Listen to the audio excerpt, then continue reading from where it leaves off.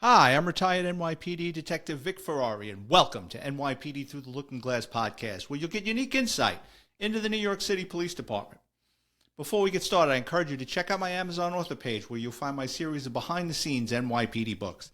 They're $10 paperback, $2.99 ebook download, including my latest and greatest NYPD Laughing in the Line of Duty. Speaking of books, I've been in contact with a retired NYPD lieutenant. His name is Kevin Hanlon.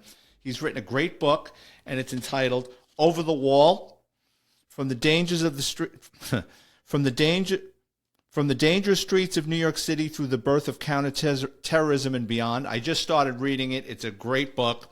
I'm going to have him on in a couple of weeks, so I'm looking forward to that.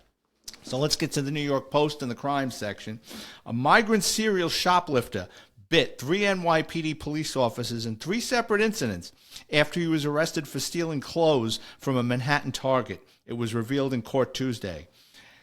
Yismael Quintero, a Venezuelan migrant, illegal alien, with 18 shoplifting arrests since December 2023, was ordered held on $50,000 bail. You think so? On charges of 2 counts of assaulting a police officer and petty larceny after allegedly sinking his teeth into police officers last week, leaving 2 officers wounded, Manhattan prosecutors said. Here is yet another example. This guy has 18 arrests for shoplifting. So I'm sure these aren't the only arrests he's got. So let's go with 20. Who gets arrested 20 times from December? It's only like, what, June? And they're just letting these people out. When I tell you, I hate to sound like one of these old timers in my day, but during my time, the Manhattan District Attorney's Office, this guy would have been in jail already. He would have either been sentenced or cooling his heels on Rikers Island. I'm guessing that the Manhattan DA's office caught wind that this was going to be a newsworthy story, so they held him in on such high bail. But again, it's ridiculous. I mean, I've said it before, I'll say it again. The Manhattan DA's office was the crown jewel of the 5 boroughs as far as prosecuting cases and the way they treated cops. And it's just kind of gone to crap. Okay, story number 2. A millionaire investment banker allegedly slugged a woman in the face, sending her crashing down onto a Brooklyn street Saturday night. Disturbing video shows the man violently delivering an overhand right punch to the woman's face in front of a crowd of partygoers enjoying Brooklyn Pride in Park Slope. The woman covered her injured face and crumpled to the ground just feet away. Social media users identified the assailant in the video, which racked up nearly 5 million views. Oh, he's screwed.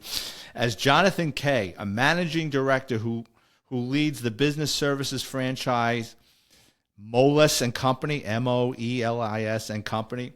Man, so you want to talk about a reversal of fortune. Jonathan Kay is going to be losing a lot of money.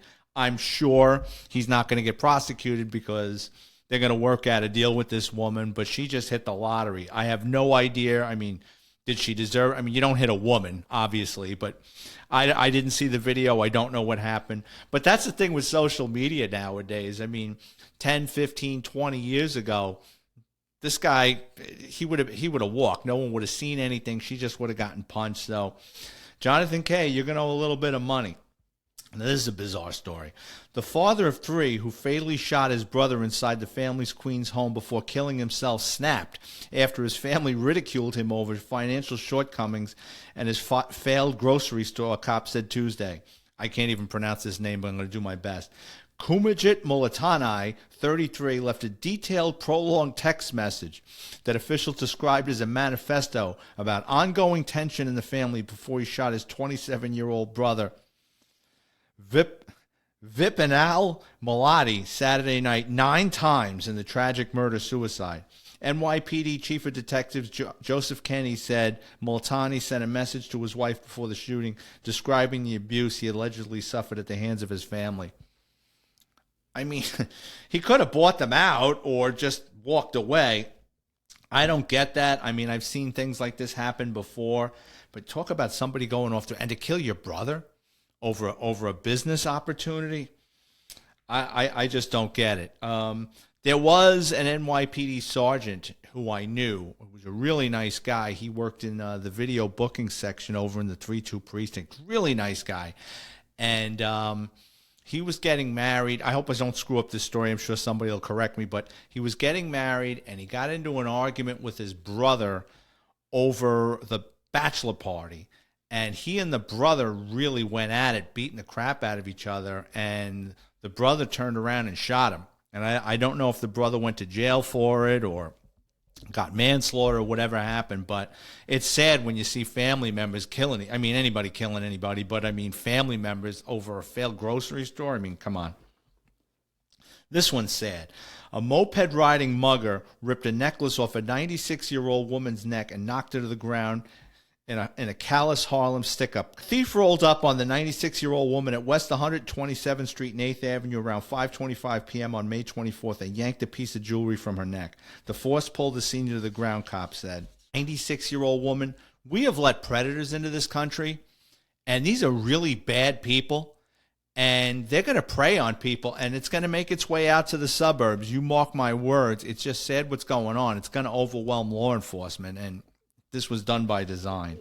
So this story is going to lead into, this news story is going to lead into the story of this week.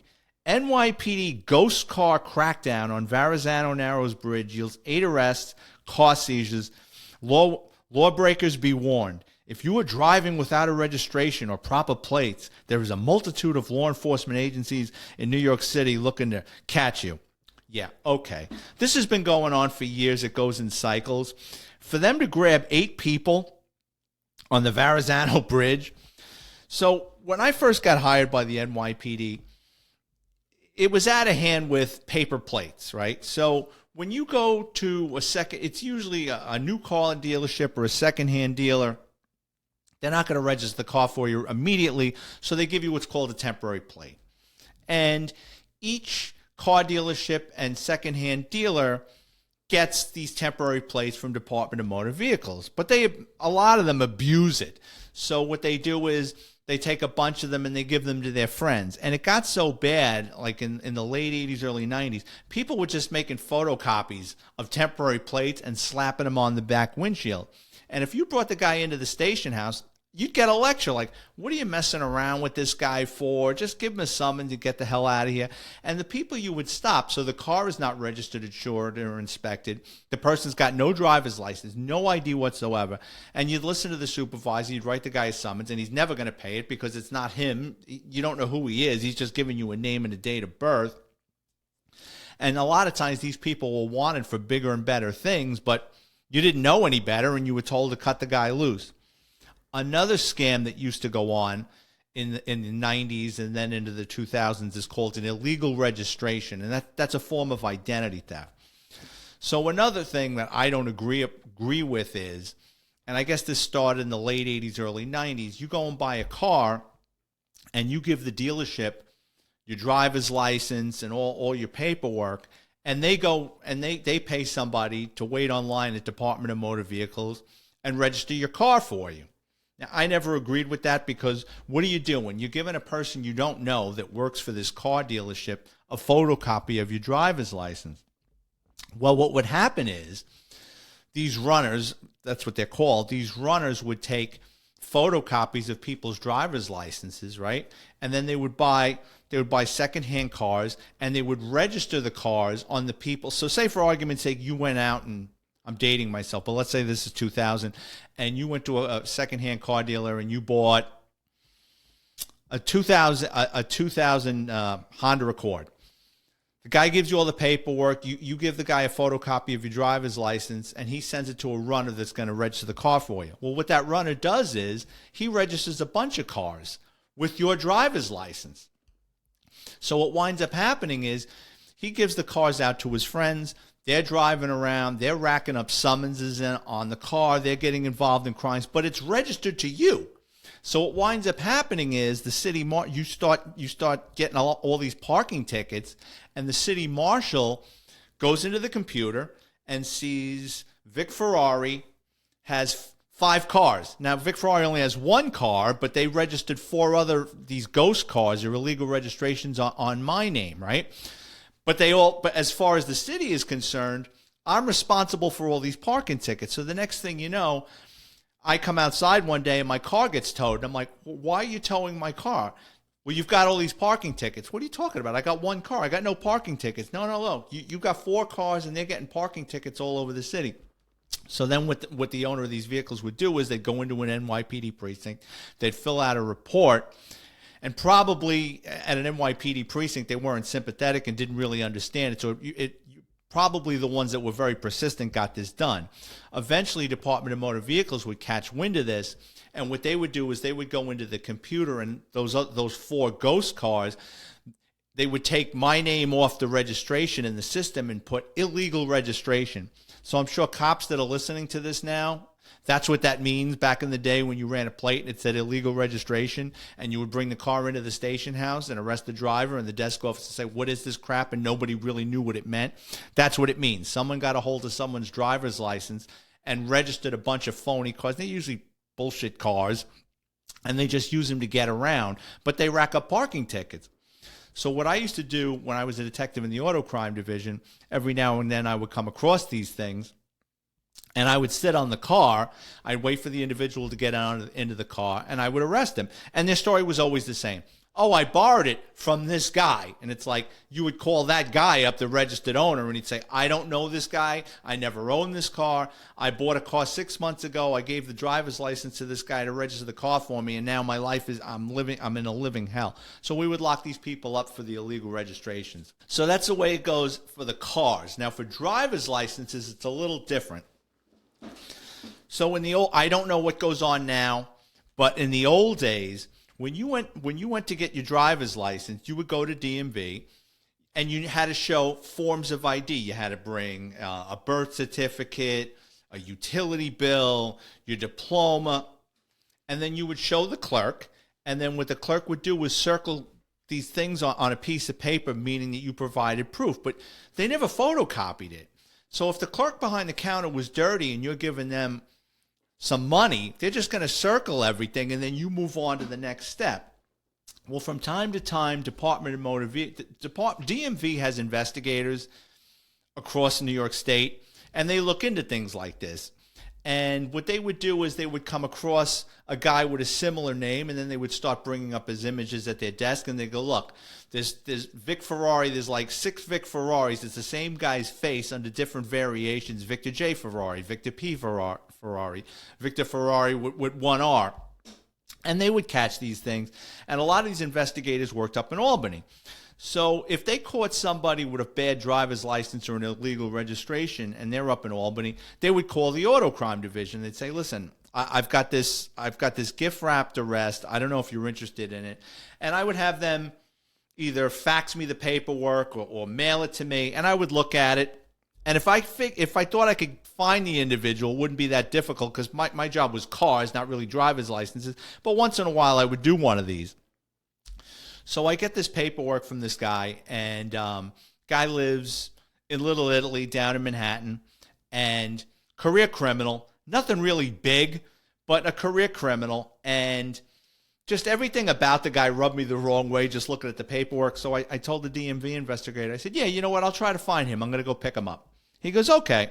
So I go down to Little Italy with my partner, and we're driving around. We find the building. We knock on the door. And this old lady comes to the door, and she's like, Carmine's not home. And I said, well, I need to speak to him. He doesn't live here. I don't know where he is. I says, well, and I was in plain clothes, and I said, well, tell him Vinny called. She goes, yeah, all right. So we would go by the apartment from time to time. She didn't know we were the police, or she said she didn't know we were the police, and we were looking for this guy. And it pissed me off because he used to get locked up all the time, and now all of a sudden I can't find him. So going into his background, I find out that he used to own a warehouse on the east side of Manhattan. So my partner and I go down to this warehouse, right, and the place is wide open, and we walk in, and all you can see is the hot dog carts and the steam carts that you see in New York. Like, if you ever wondered where they keep them, they're in warehouses on the east side of Manhattan. No, actually, they're on the west side of Manhattan.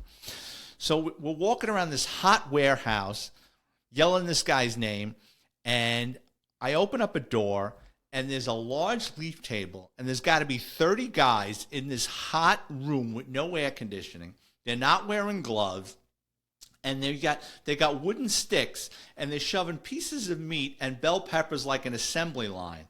So you want to eat out of those carts in New York City? That warehouse was like 90 degrees. Those guys weren't wearing gloves. So I asked if they know this guy. Nobody knows anything. I says, all right. So my partner and I, from time to time, whenever he was right near the courthouse in Manhattan, so in our office is in the Bronx. So what we would do is whenever I had caught or something, I'm like, let's go look and see if we can find Carmine.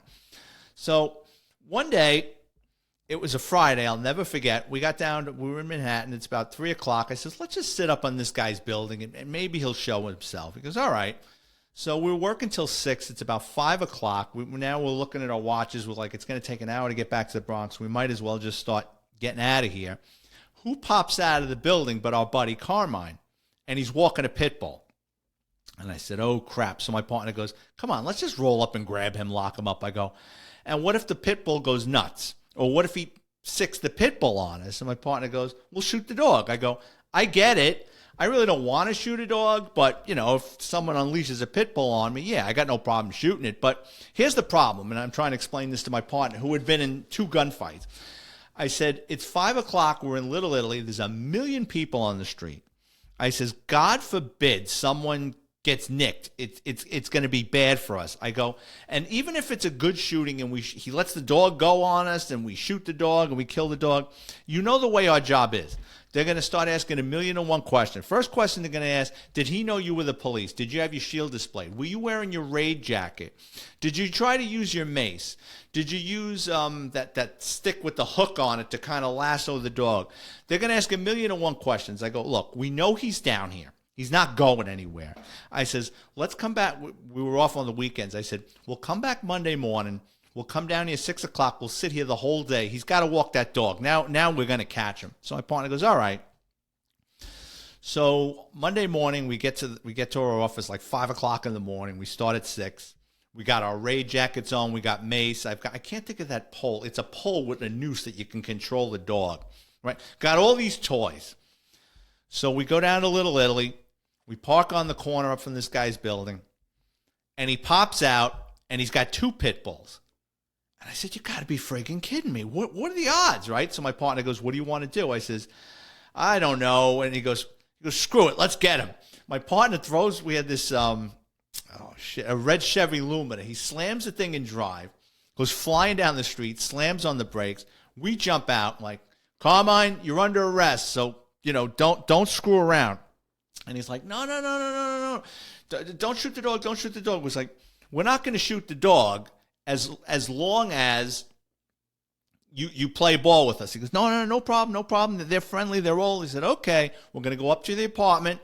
We're going to make you put the dogs inside the apartment, and then you're coming with us, okay? And he goes, yeah, all right, no problem, right? So we take Carmine upstairs, and bang, he's knocking on the door. He goes, Ma. His 90-something-year-old mother opens the door, right? And she goes, what's up? And he goes, the police are taking me to jail, right? So he lets the dogs inside the apartment, and she looks at me, and she goes, you're a real son of a bitch, Vinny. So I guess she didn't know I was the police. So he goes, well, what's the charge? And I go, you've got multiple driver's licenses. And he goes, is that a crime? I go, yeah, you're only supposed to have 1 driver's license. You've got multiple identities. I go, and they're all suspended. He goes, you're going to take me to jail for this? I said, yeah. And he says, all right. So we bring him to jail. Oh, so there's another part of this that I forgot. Let's back up. While we were looking for this guy all this time, I got what's called an arrest warrant. So there's different types of warrants. There's a bench warrant means you get arrested, the judge lets you out on bail, and then you just take off. All right, so you've already been fingerprinted, you've already been booked, and you take off. And now bounty hunters, or if you get picked up by the warrant division, arrest warrant is different. That means you have a named individual that you have probable cause that he committed a crime. So what you do is you go to the district attorney's office, they write up an arrest warrant, and you swear to it. It's like getting a search warrant, but for a person, and you swear to it before a judge. The reason I got the arrest warrant was I figured there was a chance one day that I would come to his door and he wouldn't open the door for us because of everything I saw with him. There was a lot of resisting arrest, and he was a pain in the ass with every cop. I spoke to a couple of cops that locked him up. He was always a pain in the ass. So I figured, let me get the arrest warrant in case we got to kick down his door to get him. An arrest warrant is only good for a year. Or no, it's under a year, but you're on the clock. Once that judge swears to that, the arrest warrant, it's not forever.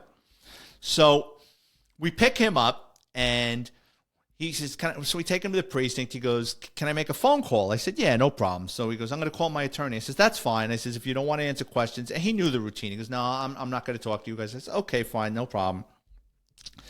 We get down to court, and his attorney, the attorney's mother was a famous attorney, a very radical attorney, well known. And the son, the apple didn't fall far from the tree. And we had to go see a judge for something. I forget what it was. And the attorney is arguing that we should have contacted him and made arrangements to bring this guy in. And the judge goes, it doesn't work like that. They've got an arrest warrant for the guy. They're not supposed to go. There's a reason they got this arrest warrant. I signed off on it. He goes, we don't do this by appointment. They thought there was enough to get an arrest warrant. They got the arrest warrant. So he was a pain in the ass with that. So anyway, we're bringing this guy to jail, and he's like, I don't want to go to jail. He goes, I'm going to go to jail this time. And it wasn't that the crime was that bad. It was he had such a bad record. He had done time a couple of times, but he had such a bad record that he was gonna probably do a year or two. So he says, I want to play ball. And I says, well, your lawyer says you don't want to talk with us. He goes, no. He goes, I want to talk. I said, all right, we'll set up an appointment with the district attorney and your attorney, and maybe if you want to be an informant. He goes, okay. So what winds up happening is he's got information on a home invasion. So out in Brooklyn, I don't know if he was actually involved in this. He probably was the fence, but there was a business owner out in Greenpoint, and our perp was in with these guys that did the guy owned a business. They basically, it was a home invasion. They, ransacked the guy's apartment, held him at gunpoint, forced him to open a safe. There was a lot of money in the safe. And the guy that we locked up for the driver's license knew all about it. So he gave us this information. So I gave it to the detectives out in the Brooklyn precinct. I didn't think nothing of it. And probably a month or two later, I get a phone call from this detective out in Brooklyn. He says, he goes, we made several arrests with this. If you want to come to the precinct, and, I said, yeah, that would be cool. I appreciate it. So we go out to this, I forget I'm not a Brooklyn guy. So we go out to Brooklyn, and there's a couple of guys sitting in a cell, and one guy is pissed. He's just like pacing the cell like a caged tiger. Like, he's mad because I think they thought that they committed the perfect crime. I'm guessing they wore ski masks no, actually they didn't, because the guy picked them out of a lineup. But for whatever reason, they didn't think they were going to get caught. So I was starting to pull the guys out one by one, asking them if they knew anything about auto theft, because I worked in the auto crime division. But the guy that was pacing like a tiger, when we finally got to him, he says, no, I don't know anything about auto theft. He says, I know why I'm here. I says, well, you're here because you did a home invasion. And he goes, we'll leave that up to the attorney. He goes, but I know why I'm sitting here. And I go, why are you sitting here? The informant, the guy with the driver's licenses, had one eye. And he goes, I'm here because that son of a bitch with one eye ratted me out. So I just looked at him. I didn't nod my head or anything. And I says, look, do you know anything about cars? He says, no, I don't know anything about cars. So we took him out. So I called up the informant, and I says, you might have a problem. And he goes, what do you mean? And I says, well, they know it's you, obviously. I says, he said the guy with one eye, and he knows. And he goes, I'm not too worried about it. So that's the thing with informants. I never trusted them. I never really wanted them. Towards the end of my career, the NYPD was almost insistent that every detective had at least one informant. It's like a girlfriend or a husband. You just don't want one. It's got to be a good fit. You got to trust them. And the NYPD, it's like, we'll debrief everybody, and if they got any information, yeah, they might have information, but if I don't trust the guy as far as I can throw them, I want the guy. And later in my career, there was this guy that was a bit player on that case that I spoke about earlier about shipping cars to China. He was a car thief. He had delivered 1 or 2 cars, and he didn't get swept up in the first wave of arrests. And he kind of went underground for a long period of time, probably a couple of years. He kind of vanished.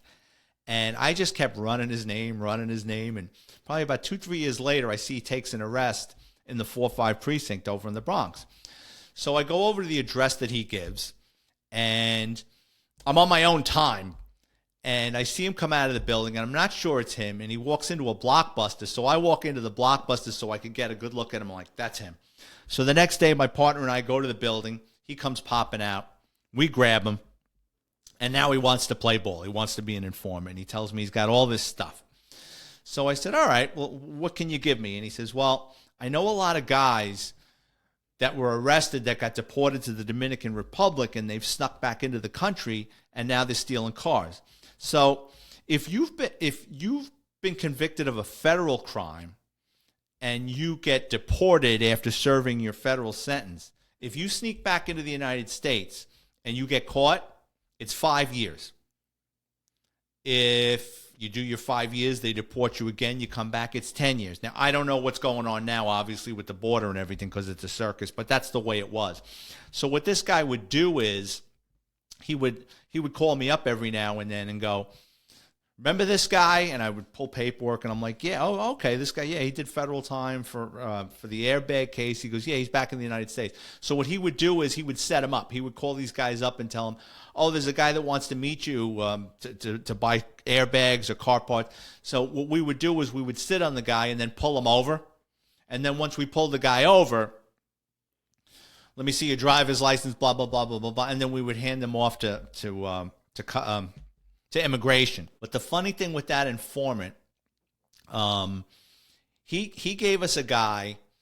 He gave us a guy that had a stolen BMW in his backyard. So I get a search warrant, and I locked this guy up for a BMW that's in his backyard, and the case is ongoing. And what winds up happening is about a month later, the informant calls me up and he goes, you remember that guy that you locked up for the BMW? I go, yeah. He goes, he's going to kill somebody.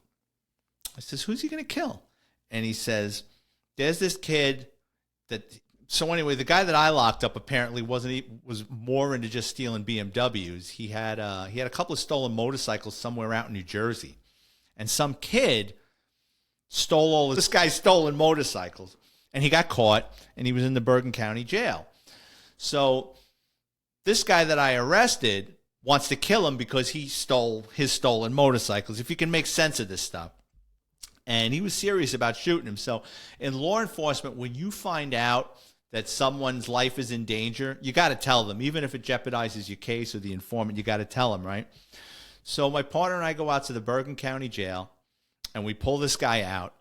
And he's like, NYPD. He goes, I don't live in New York. I says, well, it kind of has to do with Jersey, but we're here to tell you something. And he goes, well, what's up? And I said, your life's in danger. We're not going to tell him who wants to kill him, but your life is in danger. Someone's looking to hurt you.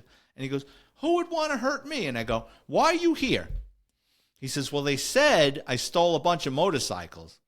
I said, did the stolen motorcycles belong to someone else? Did you steal from the thief? And he goes, oh, I hadn't thought about that. I said, yeah, I think you got a problem. So you got to warn people when their life is in danger, even if they're total scumbags. So I want to thank everyone for tuning in, especially my friends in Houston, Texas, Staten Island, Rochester, New York, Port Talbot, Brook Park, Ohio, and Middle Sackville, Nova Scotia. If you work in law enforcement and have an interesting criminal background and would like to be a guest on the show, please drop me a note on Twitter or Instagram at VicFerrari50. Please, if you're watching the show on YouTube, please hit the subscribe and like button. I'd really appreciate it. And if you enjoy the content, check out my Amazon author page. Type in my name, Vic Ferrari Like the Car, where you can preview all my NYPD books for free, including Grand Theft Auto, the NYPD's Auto Crime Division. Thanks for listening, and I'll talk to you guys next week.